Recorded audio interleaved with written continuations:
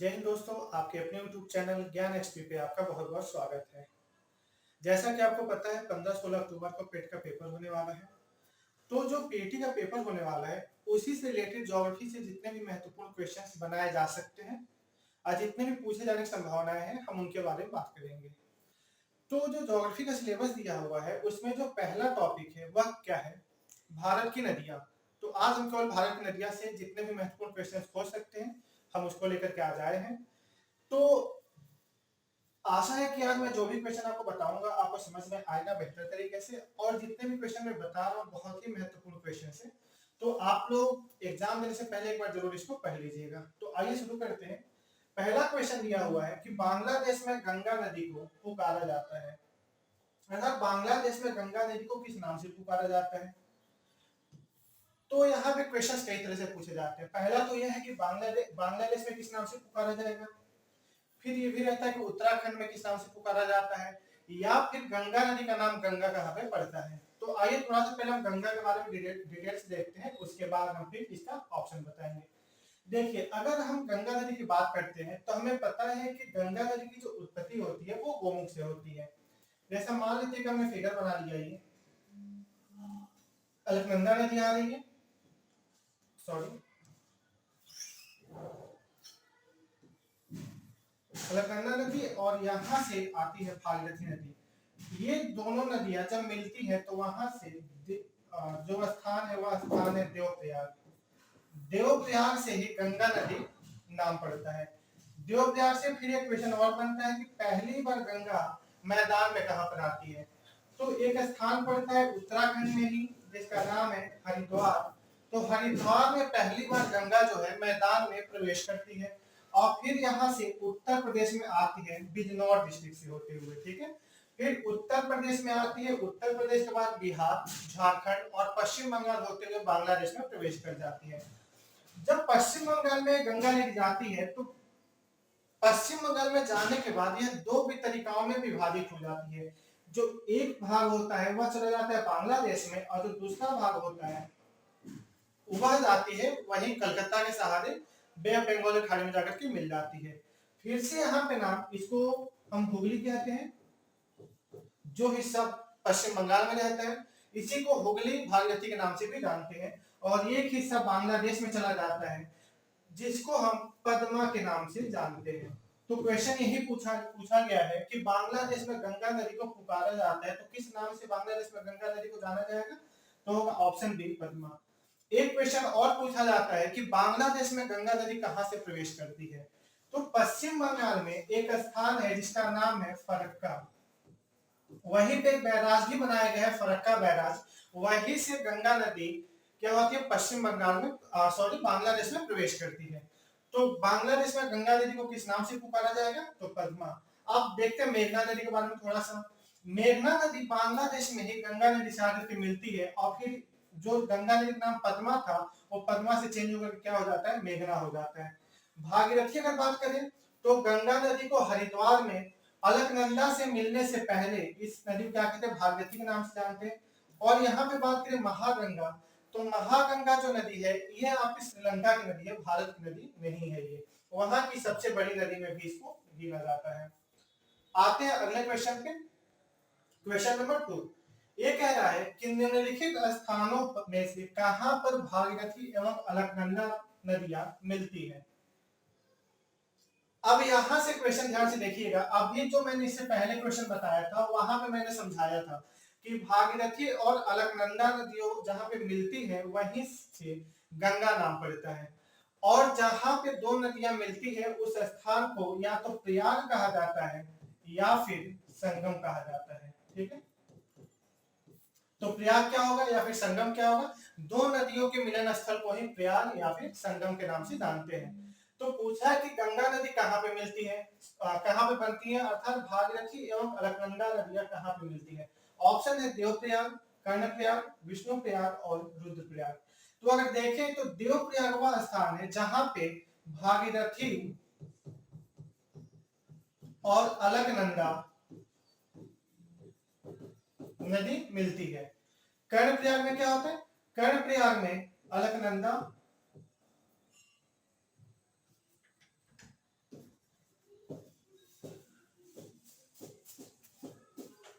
अलकनंदा और पिंडार नदी मिलती है।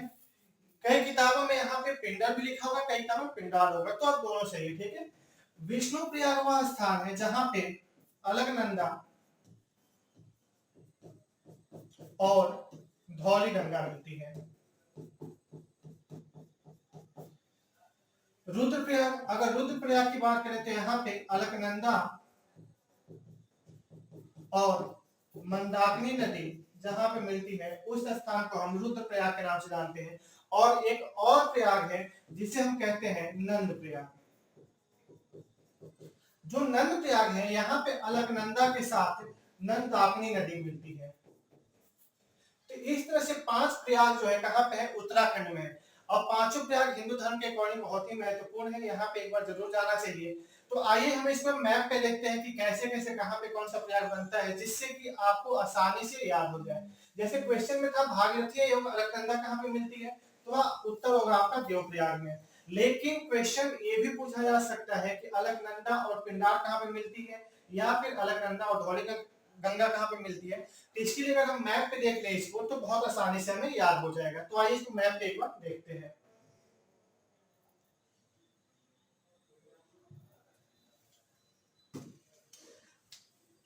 इधर से आती है आपकी अलकनंदा नदी,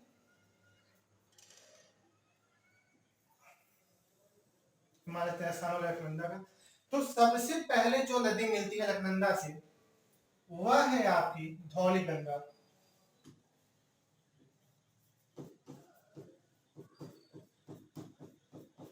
सबसे पहले अलकनंदा नदी जब निकलती है तो उससे पहली नदी जो उससे सहायक नदी मिलती है उसका नाम है धौली गंगा। और धौली गंगा जिस स्थान पे मिलती है उसी स्थान को कहा जाता है विष्णु प्रयाग। क्लियर। फिर एक और नदी आती है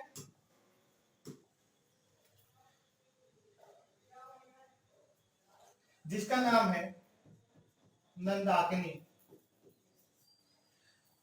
नंदाकिनी नदी अलकनंदा से जहां पे मिलती है उस स्थान को कहा जाता है नंदप्रयाग।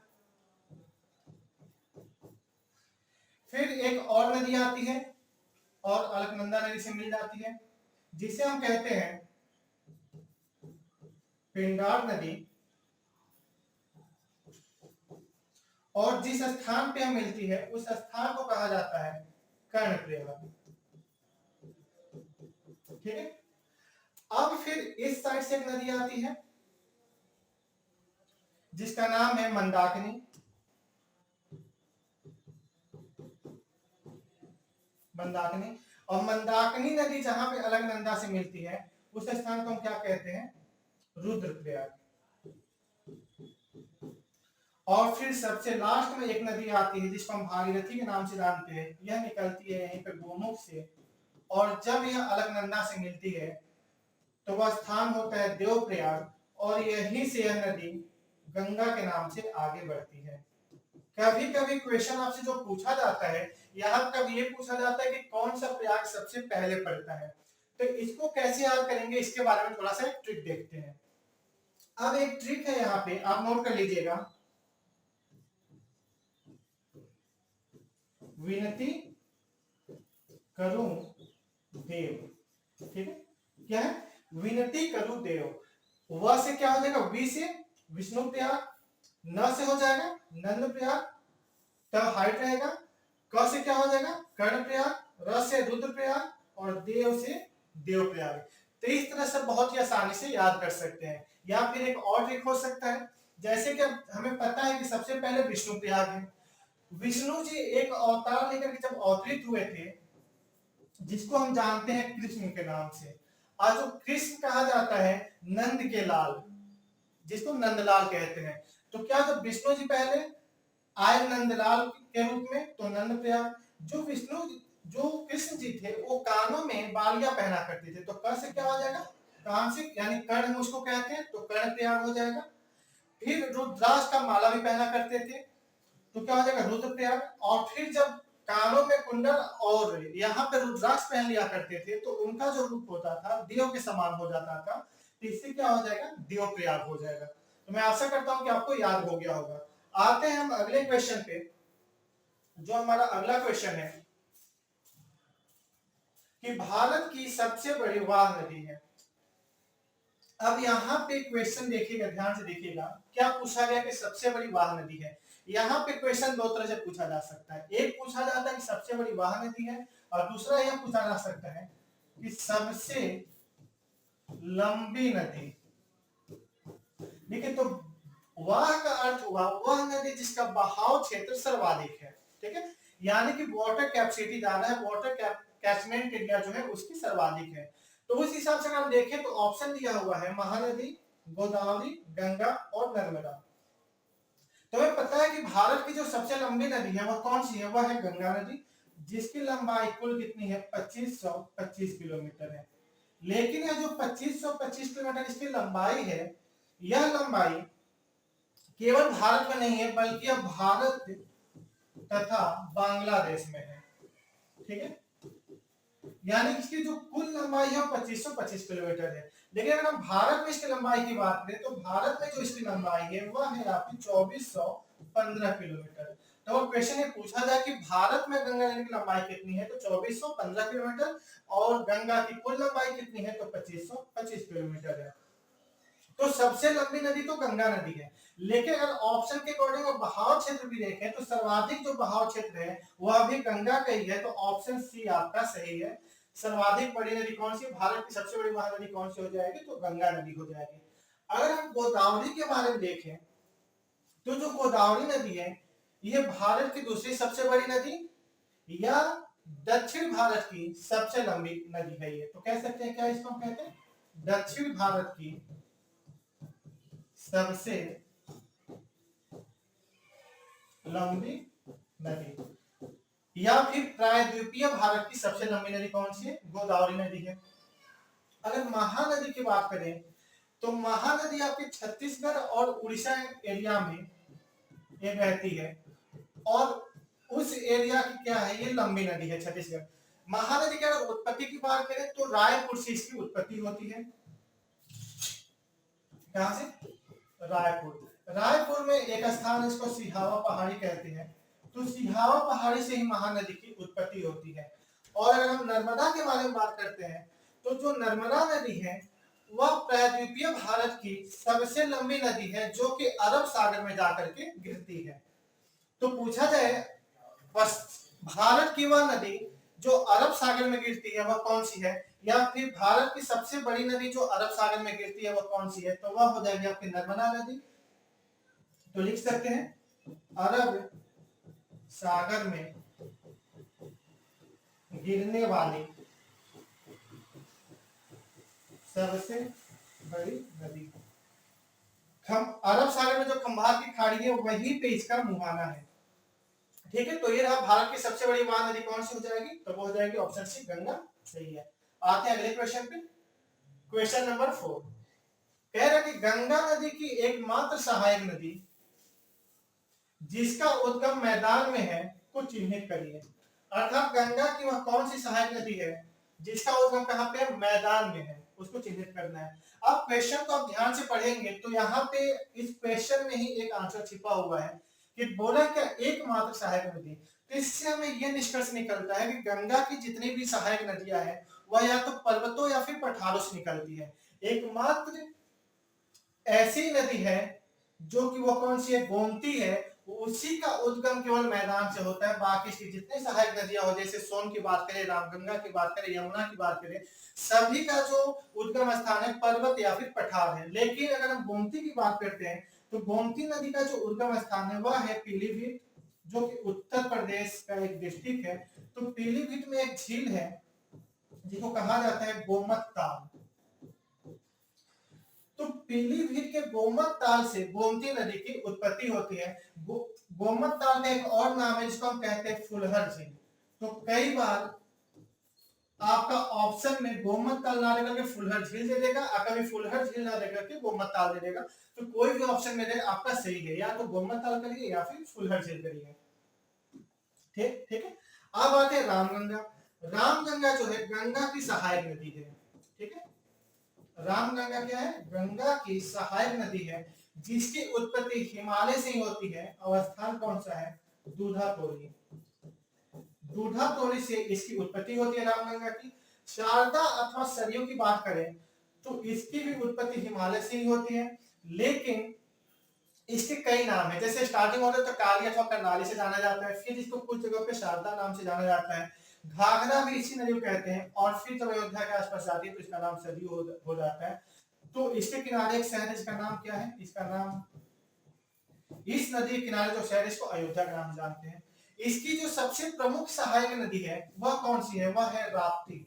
और राप्ती के किनारे कौन सा शहर बसा हुआ है, तो गोरखपुर बसा हुआ है। अगर हम सोन की बात करते हैं तो जो सोन है यह भी गंगा की ही सहायक नदी है, जिसकी अगर हम उद्गम की बात करें तो इसकी उत्पत्ति जो होती है अमरकंटक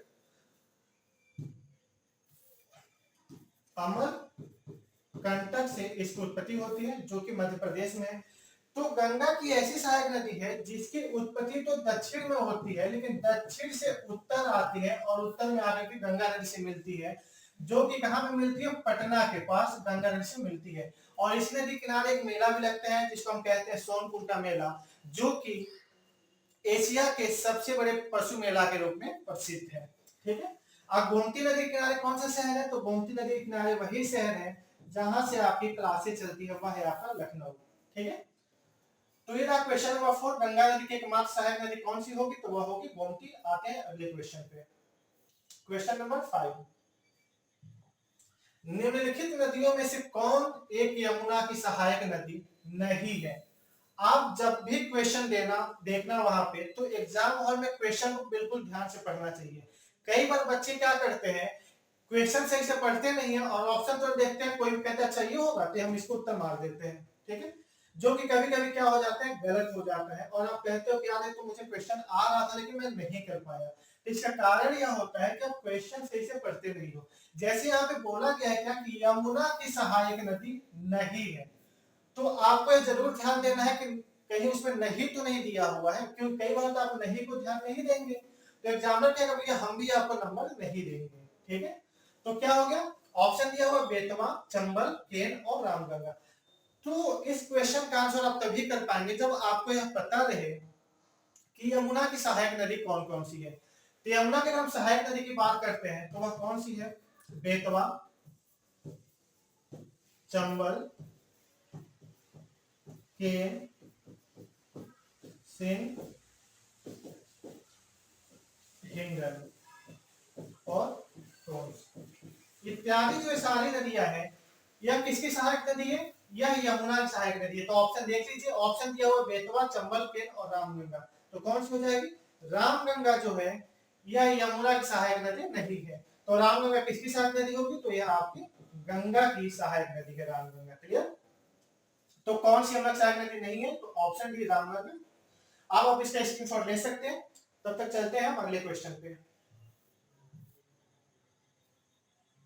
अगला क्वेश्चन है कि तिब्बत में मानसरोवर झील के पास जिस नदी का स्रोत है वह है, ऑप्शन है ब्रह्मपुत्र, सतलज, या फिर इसको सतलुज कह दीजिए, सिंध और उपर्युक्त सभी। तो मानसरोवर झील के पास पूछा है तिब्बत में, तो तिब्बत में कैलाश श्रेणी के पास एक झील है जिसको हम मानसरोवर झील के नाम से जानते हैं। मानसरोवर झील से 3 नदियों का उद्गम होता है। एक नदी की उत्पत्ति होती है जो कि हिमालय के समानांतर पूर्व दिशा में जाती है और फिर यू टर्न लेकर के वापस भारत के अरुणाचल प्रदेश में प्रवेश करती है, जिसका नाम है ब्रह्मपुत्र। ठीक है। एक और नदी की उत्पत्ति होती है मानसरोवर झील के पास से ही, जिसको हम कहते हैं सिंधु नदी, और तीसरी नदी है उसका नाम है सतलुज। ठीक है। तो मानसरोवर झील के पास से पूछा गया तो वहां से 3 नदियों की उत्पत्ति होती है, एक है ब्रह्मपुत्र, सिंधु और सतलज। तो अगर हम देखें ब्रह्मपुत्र, सतलज और सिंधु, तो ऑप्शन में तीनों है, तो क्या हो जाएगा, उपर्युक्त सभी आंसर हो जाएगा। तो ऑप्शन डी जो है यह बिल्कुल सही है। आते हैं अगले क्वेश्चन पे। यहाँ पे थोड़ा सा हम एक चीज और देखते हैं। अगर हम सिंधु के बारे में देखें, अगर हम सिंधु के बारे में देखते हैं तो सिंधु नदी के किनारे प्राचीन समय में एक सभ्यता भी बसी थी जिसको हम कहते हैं सिंधु घाटी सभ्यता के नाम से जिसको जाना जाता है। यह विश्व की सबसे पुरानी जो 4 सभ्यताएं हैं उसमें से एक सभ्यता भारत की है, जिसको हम सिंधु घाटी सभ्यता कहते हैं, जिसमें कई सारे स्थल आते हैं, जैसे हड़प्पा हो गया, मोहनजोदड़ो हो गया, लोथल हो गया,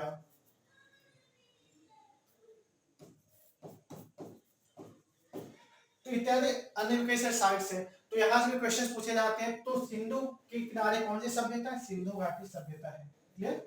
इसी में एक और नदी है जिसके किनारे पाया गया है, वह है हिंडन, जो कि यमुना की सहायक नदी है। तो आपके लिए एक क्वेश्चन है जो कि आप कमेंट सेक्शन में जाकर बताएंगे कि हिंडन नदी के किनारे सिंधु घाटी सभ्यता का वह कौन सा स्थल है जो कि बहुत ही प्रसिद्ध है, क्योंकि वह यूपी में है। मैं इतना आपको हिंट दे रहा हूं क्योंकि ये क्वेश्चन कई बार पूछा जा चुका है। ठीक है, अब हम आते हैं अगले क्वेश्चन पे।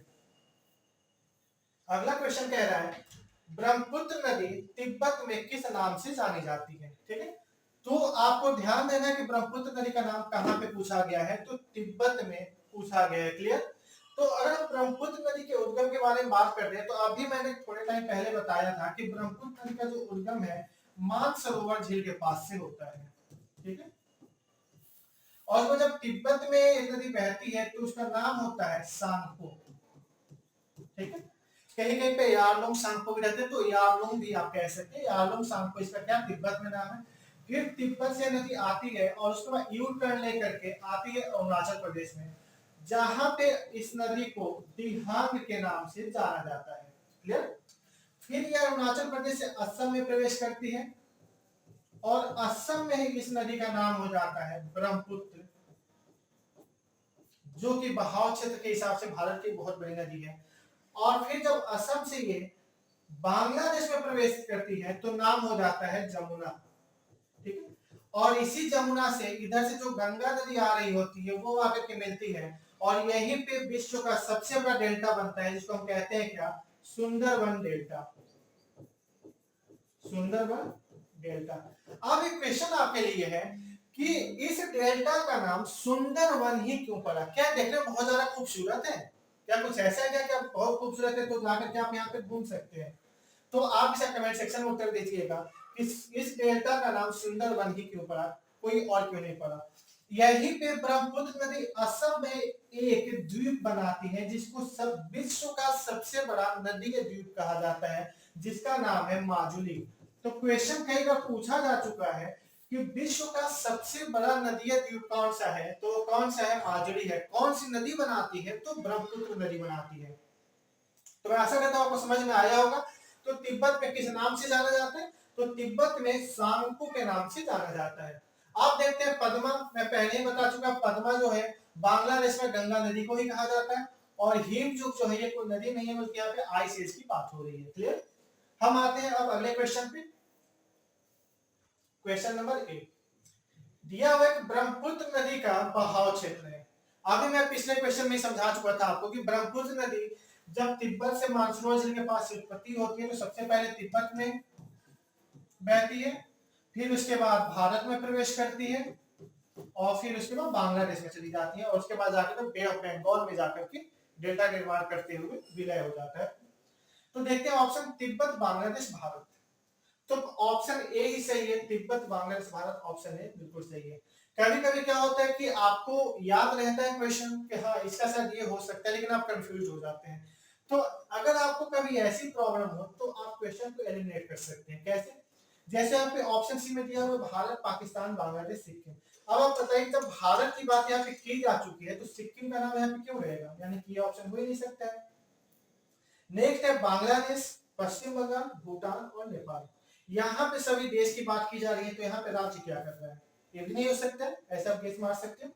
फिर भारत, चीन, बांग्लादेश, तिब्बत। वैसे तो हम तिब्बत को देखें तो तिब्बत को चीन अपना भाग मानता है, ठीक है, और उस पे इस समय कब्जा भी चीन का ही है, लेकिन अभी तक हम लोग उसको नहीं मानते, इसलिए हम लोग इसको तिब्बत को एक अलग भाग मानते हैं, इसलिए चीन यहाँ पे रहेगा। तो ये ऑप्शन सही नहीं हो सकता है। तो क्या सही होगा? तिब्बत, बांग्लादेश और भारत, तीन जगह पे ये रहती है। ठीक है, इस तरह से ये अंतरराष्ट्रीय नदी है।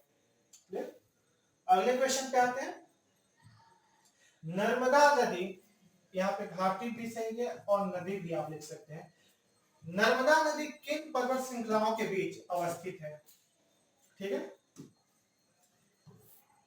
अब यहाँ पे आपको देखना होगा कि नर्मदा नदी की उत्पत्ति कहां से होती है। तो मैंने अभी आपको बताया मैकाल श्रेणी,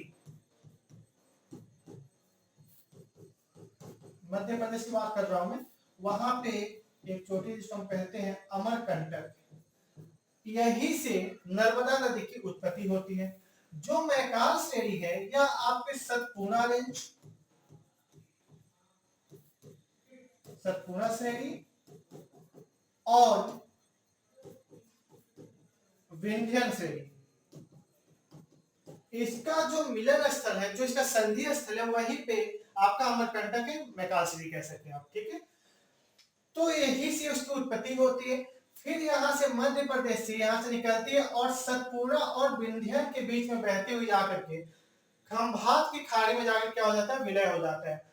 तो किन दो श्रेणियों के बीच में है, सतपूर्णा और विंध्याचल के बीच में। तो कौन सा हो जाएगा, ऑप्शन सी सही है, सतपूर्णा और विंध्याचल जो है यही से क्या होती है, इसी घाटी के बीच में, सतपूर्णा और विंध्याचल के बीच में नर्मदा नदी बहती है।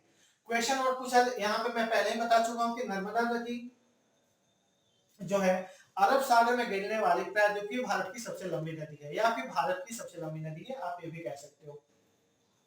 यहाँ पे खंभात की खाड़ी में अगर हम बात करते हैं तो 4 नदियां जाकर के गिरती है। आप उसको एक ट्रिक के माध्यम से याद कर सकते हो, समानता, हमेशा समानता की बात की जाती है। स से क्या हो जाएगा, साबरमती, म से क्या हो जाएगा, माही, न से हो जाएगा नर्मदा और त से हो जाएगा तापी। तो बहुत आसानी से याद कर सकते हो, ये जो चारों नदियां अरब सागर में खंभात की खाड़ी में जाकर के गिरती है। माही एक ऐसी नदी है भारत की जो कि कर्क रेखा को 2 बार विभाजित करती है। तो कई बार क्वेश्चन पूछा जा चुका है कि भारत की वह कौन सी नदी है जो कर्क रेखा को 2 बार विभाजित करती है, तो वह कौन सी हो जाएगी, माही हो जाएगी। अब एक क्वेश्चन आप और बताइए कि वह कौन सी नदी है जो कि इक्वेटर को 2 बार विभाजित करती है, अर्थात भूमध्य रेखा को 2 बार विभाजित करती है। आप इसका उत्तर दीजिए, तब तक हम बढ़ते हैं आगे। अगला क्वेश्चन है कि निम्नलिखित में से कौन सी एक नदी डेल्टा का निर्माण नहीं करती है। ठीक है, यहां पे भी नहीं पूछा गया है, तो आप इसको जरूर ध्यान दीजिएगा। तो कौन सी नदी है जो कि डेल्टा निर्माण नहीं करती है, ऑप्शन है महानदी, गोदावरी, नर्मदा और कावेरी। तो यहाँ पे आप एक ट्रिक बस इतना समझ लीजिए कि जो भारत की नदियां हैं, अगर हम भारत का कुछ ऐसे मैप बनाते हैं उसके साउथ पार्ट का, तो यह जो हिस्सा है आपका पूर्व है, ईस्ट का हिस्सा है, यह जो है पश्चिमी क्षेत्र है, वेस्ट का हिस्सा है। ठीक है, इधर है आपका अरब सागर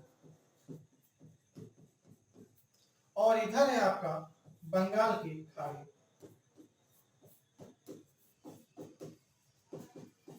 तो जो भारत की नदियां हैं, अगर उनके हम विलय की बात करें, या तो वह अरब सागर में जाकर के मिलती है या फिर बंगाल की खाड़ी में जाकर के मिलती है। तो जो इतना प्यार है, जो भी नदी बंगाल की खाड़ी में जाकर के मिलती है वह क्या करती है, डेल्टा का निर्माण करती है। ठीक है, और जो नदी अरब सागर में जाकर के मिलती है वह डेल्टा का निर्माण नहीं करती है। तो आप इससे बहुत आसानी से निकाल सकते हैं। तो आपको ये, यदि आपको ये पता है कि कौन सी नदी अरब सागर में जाकर गिरती है और कौन सी नदी बंगाल की खाड़ी में गिरती है, तो आप इसका आंसर देख सकते हैं। जैसे ऑप्शन है महानदी, गोदावरी, नर्मदा और कावेरी। तो अगर हम बात करते हैं महानदी की, तो पता है कि बंगाल की खाड़ी में गिरती है। अभी मैंने थोड़ी देर पहले इसके बारे में हमें बताया था कि जो महानदी है छत्तीसगढ़ एरिया में बहती है। गोदावरी नदी की बात करें तो गोदावरी नदी की जो उत्पत्ति होती है वो होती है महाराष्ट्र से। ठीक है, महाराष्ट्र में स्थान है नासिक, वहां पे एक स्थान है त्र्यंबकेश्वर, वहीं से गोदावरी नदी की उत्पत्ति होती है और फिर आती है और बंगाल की खाड़ी में डेल्टा बनाते हुए विलीन हो जाती है। कावेरी की बात करें तो कावेरी नदी की भी उत्पत्ति जो होती है पश्चिमी घाट से ही होती है। पश्चिमी घाट में एक स्थान है जिसको कहते हैं ब्रह्मगिरी। तो ब्रह्मगिरी से कावेरी की उत्पत्ति होती है और महाराष्ट्र नासिक में त्र्यंबकेश्वर से इसकी उत्पत्ति होती है, गोदावरी की उत्पत्ति होती है। जो नर्मदा नदी है इसकी उत्पत्ति होती है अमरकंटक से, जो कि जाकर के अरब सागर में गिरती है खंबात के खाड़ी के पास। तो क्या आंसर हो जाएगा कि निम्नलिखित में से किस कौन सी नदी डेल्टा का निर्माण नहीं करती है? तो आंसर आपका हो जाएगा गोदावरी नदी। क्लियर? सॉरी, नर्मदा नदी। ठीक है, तो नर्मदा नदी क्या होगा? डेल्टा का निर्माण नहीं करती है। आते हैं अगले क्वेश्चन पे। अगला क्वेश्चन है कि अमरकंटक से किस नदी का उद्गम होता है? ठीक है, अब इसके बाद में देखना है। तो अभी मैं इससे पहले मैं कई बार एक्सप्लेन आपको बता चुका हूं कि अमरकंटक नदी से, अमरकंटक से कौन सी नदी निकलती है, अमरकंटक कहां पे है, मैकाल श्रेणी में है। तो ऑप्शन है दामोदर, महानदी, नर्मदा और ताप्ती। तो अमरकंटक से कौन सी नदी निकलती है? वह निकलती है आपकी नर्मदा नदी। तो हो जाएगा आपका आंसर। अगर हम दामोदर की बात करें तो यह हुगली की सहायक नदी है। ठीक है, जो कि कहां पे है? पश्चिम बंगाल में। ताप्ती की बात करते हैं तो ताप्ती नदी जो है यह भी विंध्यन श्रेणी, और पहले विंध्यन श्रेणी पड़ता है, ये विंध्यन श्रेणी हो गया। फिर यहाँ पे एक नदी बहती है जिसको हम नर्मदा के नाम से जानते हैं। नर्मदा के नीचे कौन सी एक श्रेणी है जिसको हम सतपुड़ा के नाम से जानते हैं, और इसके नीचे एक नदी बहती है जिसको हम ताप्ती के नाम से जानते हैं। ठीक है, तो जो ताप्ती नदी है सतपुड़ा श्रेणी के नीचे बहती है, और इसी के किनारे कौन सा शहर बसा हुआ है? सूरत। और सूरत का बंदरगाह भी इसी के किनारे है। ठीक है, आते हैं अगले क्वेश्चन पे। अगला क्वेश्चन दिया हुआ है कि नर्मदा नदी का उद्गम कहां से होता है? वही क्वेश्चन रिपीट हो गया है। तो क्या हो जाएगा? ये अमरकंटक हो जाएगा।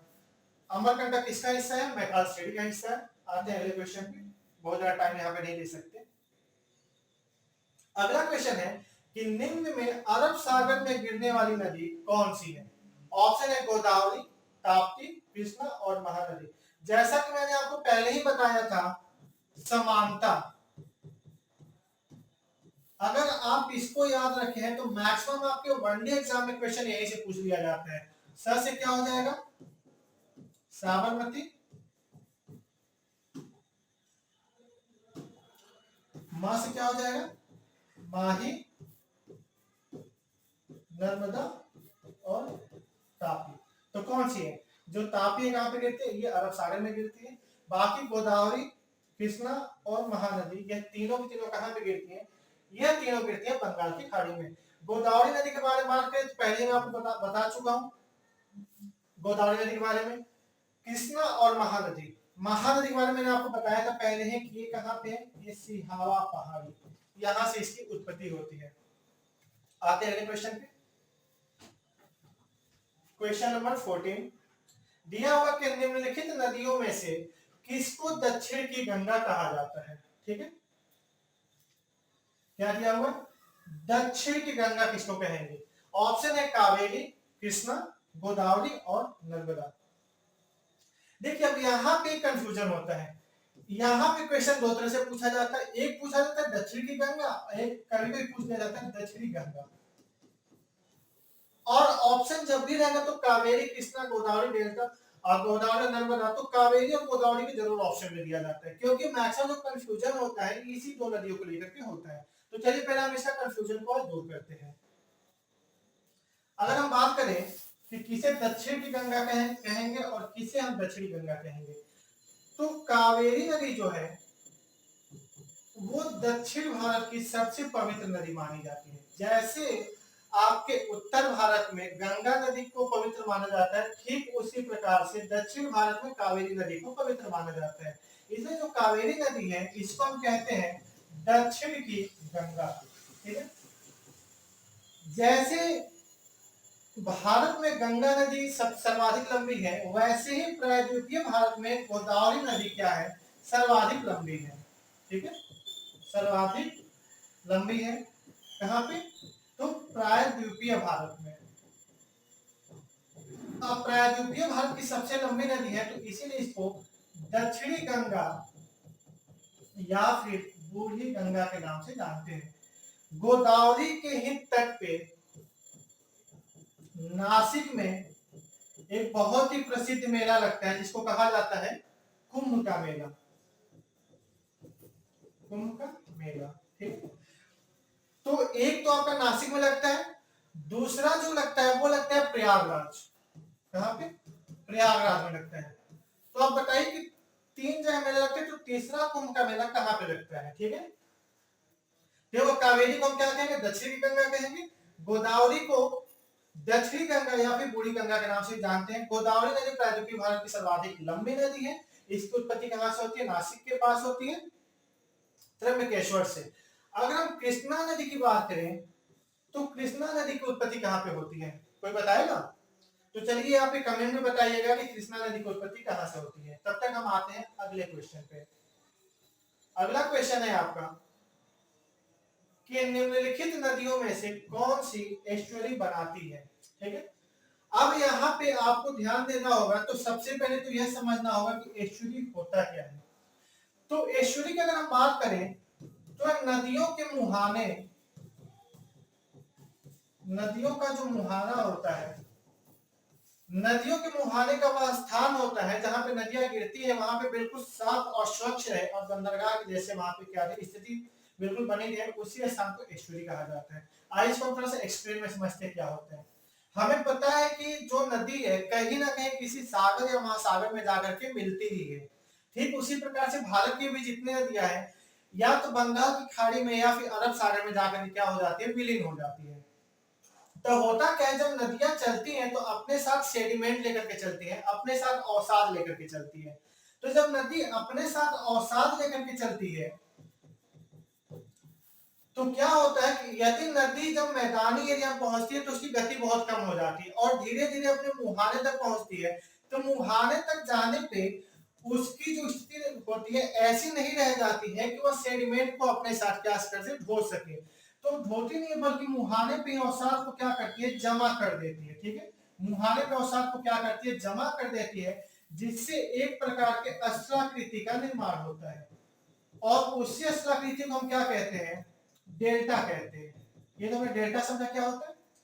अब देखिए होता क्या है, वैसे ही जब हम जो पश्चिमी घाट से जो नदियां निकलती है तो चूंकि पर्वत क्षेत्र से निकलती है तो वो बहुत कम दूरी तय करती है और उसके साथ जाकर के अरब सागर में जाकर क्या होती है? विलीन हो जाती है। तो जिससे पर्वतीय एरिया में बहने की वजह से क्या होता है? अपने साथ बहुत ज्यादा सेडिमेंट या अवसाद नहीं कलेक्ट कर पाती है और अगर थोड़ी बहुत करती भी है तो उनकी नदी की जो स्पीड होती है, गति होती है, इतनी सर्वाधिक होती है कि अपने साथ सेडिमेंट को लेकर क्या होती है? सीधे अरब सागर में ही गिर जाती है, जिससे कि वहां का मुहाना बिल्कुल साफ और स्वच्छ रहता है। तो जहां पे मुहाना साफ और स्वच्छ रहता है उसी मुहाने को ही एस्चुअरी कहते हैं। या फिर इसको एक तरह से आप और समझ लेते हैं, नदी मुहाने का वह स्थान जहां पर नदी का पानी समुद्र में जाता है और ज्वार आने पे समुद्र का खारा जल नदी में भी प्रवेश कर जाता है, उसी स्थान को कहते हैं ज्वार नदमुख। ज्वार नदमुख को ही हम एस्चुअरी के नाम से जानते हैं। तो आपको समझ में आ गया हो गया कि एस्चुअरी क्या होता है। अब हम बात करें कौन सी नदियां एस्चुअरी बनाती है, तो अब बस इतना ध्यान रखिए अरब सागर में गिरने वाली जो नदियां हैं वही एस्चुअरी का निर्माण करती है। जो बंगाल की खाड़ी में जो नदियां गिरती है वो डेल्टा का निर्माण करती है। अब बात करें कि एस्चुअरी जो बनाती है वो अरब सागर में गिरने वाली नदियां ही क्यों बनाती है? तो इसका रीजन यह होता है क्योंकि जो अरब सागर में नदी गिरती है उसकी उत्पत्ति कहां से होती है? पश्चिमी घाट से होती है, जिससे कि वहां पे सर्वाधिक ढाल होता है और नदी की लंबाई भी बहुत छोटी रहती है, जिससे कि क्या होता है? अपने साथ सेडिमेंट नहीं ले पाती है और इस वजह से क्या होता है? वो जाकर के सीधे वहां पे अरब सागर में गिर जाती है, जिससे कि उसका मुहाना स्वच्छ होता है। तो जो एस्चुअरी होता है वह किसके लिए बहुत ही अच्छी लोकेशन है? तो अगर हम बंदरगाह की बात करते हैं तो बंदरगाह के लिए यह बहुत ही बढ़िया स्थान होता है। इसीलिए आप देखते हैं कि ज्यादातर जो प्राकृतिक बंदरगाह है वो कहाँ पे है? वो आपके अरब सागर के तट पे पाए जाते हैं। तो आते हैं फिर अगले क्वेश्चन पे और इसका आंसर देखते हैं कि कौन सी एस्चुअरी बनाती है। तो जो ताप्ती नदी होगी या क्या होगी? या एस्चुअरी बनाएगी। तब तक हम आते हैं अगले क्वेश्चन पे। क्वेश्चन नंबर 16 कहना है कि जो नदी अन्य से भिन्न है वह है। अब यहाँ पे आपको नदी के बारे में बेहतर तरीके से पता होगा तभी आप बना पाएंगे इसको। पूछा है कि चारों ऑप्शन में से कौन सी नदी है जो अन्य 3 से भिन्न है। ऑप्शन है नर्मदा, सिंधु, ताप्ती और महानदी। अगर हम नर्मदा को देखें तो नर्मदा नदी कहां पे जाती है? अरब सागर में जाकर के विलीन हो जाती है। सिंधु की बात करें तो सिंधु की नदी की जो उत्पत्ति होती है वो तिब्बत में मानसरोवर झील के पास से होती है, फिर वहां से भारत होते हुए पाकिस्तान में प्रवेश करती है और पाकिस्तान में ही जाकर के यह भी अरब सागर में विलीन हो जाती है। ठीक उसी प्रकार से जो तापी नदी है, यह भी मैंने बताया था अरब सागर में खंभात की खाड़ी के पास जाकर के यह भी क्या हो जाती है, विलीन हो जाती है। लेकिन अगर महानदी की बात करें तो महानदी जो है वह बे ऑफ बंगाल अर्थात बंगाल की खाड़ी में जाकर के विलीन होती है। तो कौन सी भिन्न हो जाएगी, जो महानदी है ऑप्शन डी, ये आपका बिल्कुल सही है। अलग कौन हो जाएगी, महानदी हो जाएगी। पर आप जो ये तीनों नदियां है नर्मदा सिंधु तापी, ये सब कहां पे जाके गिरती है, ये सब अरब सागर में जाकर के गिरती है। आते हैं अगले क्वेश्चन पे, क्वेश्चन नंबर 17। प्रायद्वीपीय भारत की नदियों में से कौन सी सबसे लंबी नदी है। इसका एक्सप्लेनेशन तो मैं पहले ही दे चुका हूं, पहले या दूसरे क्वेश्चन पे। सबसे लंबी नदी कौन सी हो जाएगी, सबसे लंबी नदी हो जाएगी गोदावरी। अब एक बात बताइए, यहाँ पे तो बस इतना पूछा कि प्रायद्वीपीय भारत की नदियों में से सबसे लंबी नदी कौन सी है। अगर क्वेश्चन ये पूछ दे कि भारत की दूसरी सर्वाधिक लंबी नदी कौन सी है, तब क्या आंसर हो जाएगा। तो अगर भारत की दूसरी सर्वाधिक लंबी नदी पूछा जाता है तो उसका भी आंसर आपका क्या हो जाएगा, गोदावरी ही हो जाएगा। भारत की दूसरी सबसे लंबी नदी है और प्रायद्वीपीय भारत की पहली सबसे लंबी नदी है। और यदि हम कृष्णा नदी की बात करते हैं तो यह भारत की तीसरी सबसे बड़ी नदी है। कावेरी की बात करते हैं तो जो कावेरी जो है डेल्टा का निर्माण करती है बंगाल की खाड़ी में जब गिरते समय, और इसके डेल्टा को क्या कहा जाता है, दक्षिण भारत का बगीचा भी कहा जाता है। क्या कहा जाता है, दक्षिण भारत का बगीचा। तो क्वेश्चन ये पूछा जाए किस नदी के डेल्टा को दक्षिण भारत का बगीचा कहा जाता है या फिर दक्षिण भारत का बगीचा उसका उपनाम है, तो कावेरी का जो डेल्टा है उसको दक्षिण भारत का बगीचा के नाम से भी जाना जाता है।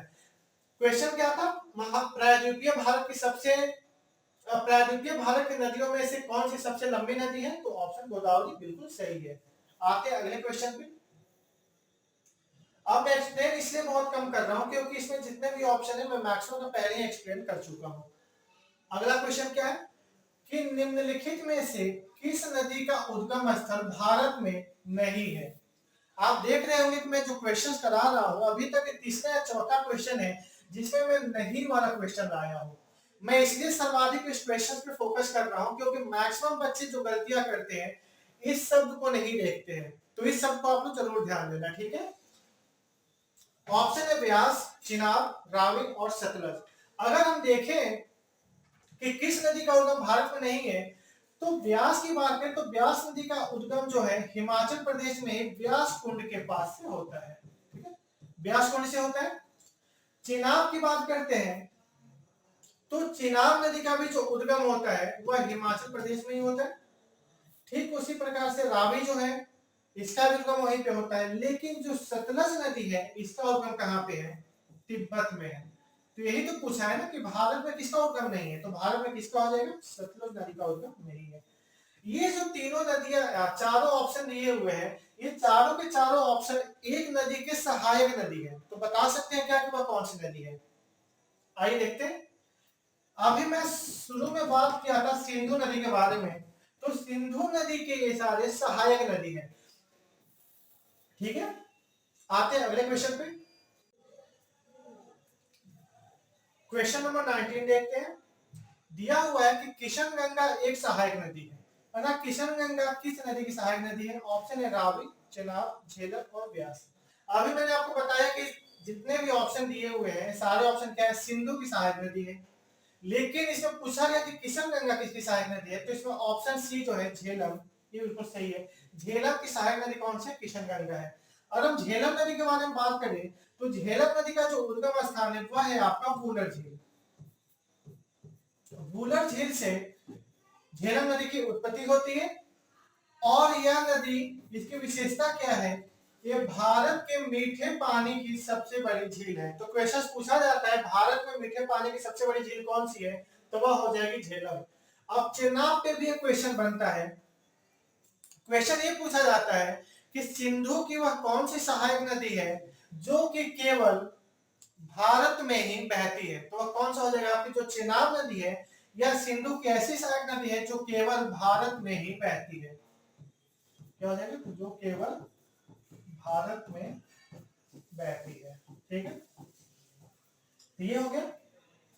व्यास को मैंने बताया था कि इसकी उत्पत्ति कहां से हो रही है, व्यास कोण से इसकी उत्पत्ति होती है। ठीक है, आते हैं अगले क्वेश्चन पे, क्वेश्चन नंबर 20। क्वेश्चन नंबर 20 है कि गंगा नदी के किनारे सबसे बड़ा शहर है वाराणसी, पटना, कानपुर और इलाहाबाद। तो इसका उत्तर मैं नहीं दूंगा, मैं सोच रहा हूं क्यों ना इसका उत्तर आप लोग दें, क्योंकि यह जो क्वेश्चन है बहुत ही महत्वपूर्ण क्वेश्चन है। अगर मैं सभी क्वेश्चन का उत्तर बता दूंगा तो फिर आप लोग केवल देखेंगे, देखने का फिर बंद करके भूल जाएंगे। तो इसका आंसर आप लोग देखेंगे कि इसका उत्तर क्या होगा। मैं आशा करता हूं कि मैंने आपको जो भी बताया आपको समझ में आया होगा। यदि कहीं कोई प्रॉब्लम होगी तो आप कमेंट सेक्शन में जाकर के पूछ सकते हैं। ठीक है, तब तक मिलते हैं हम अगले वीडियो में, तब तक के लिए धन्यवाद।